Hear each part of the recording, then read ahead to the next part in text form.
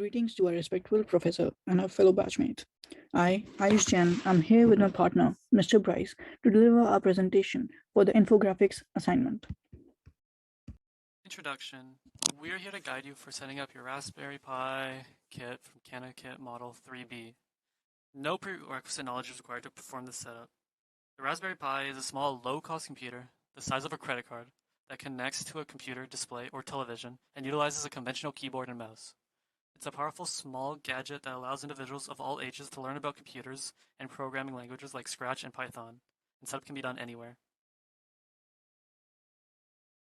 A list of materials. So the CanaKit Raspberry Pi 3 starter kit comes with the actual Raspberry Pi. It also includes a premium case, a power adapter, a micro SD card, a micro SD USB reader, heat sinks, an HDMI cable, Wi-Fi and Bluetooth, and a quick start guide for setup. Motherboard description. On the motherboard, there is a Wi-Fi and Bluetooth module, as you can see, Broadcom CPU, 40-pin GPIO header, PoE header, Ethernet USB controller, 4 USB ports, Ethernet port, 4-pole 3.5mm audio and composite video, CSI camera connector, HDMI port, power, and micro SD card slot, along with a DSI display connector. The major and minor steps for the setup are as follows. Start by installing the Raspberry Pi motherboard inside the premium case. Then, if you prefer to keep the Raspberry Pi running cool, first peel off the blue protective film from the bottom of each heatsink. The larger heatsink needs to go on the Broadcom CPU, while the smaller one needs to go on the Ethernet or USB controller. Then close the case. Follow that step by fixing the micro SD preloaded card with noobs into the micro SD card slot located at the bottom side of Raspberry Pi. Attach the keyboard and the mouse USB ports. Then use the HDMI cable to connect an external screen to the Raspberry Pi while ensuring that the correct input is selected.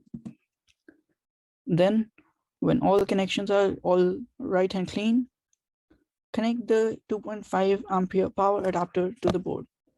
The Raspberry Pi will start to boot once the power is connected and turned on. It is recommended that you use an Ethernet cable if you wish to use an operating system other than Raspbian. Note: you can also connect your Wi-Fi network if you are using Raspberry Pi 3 or later.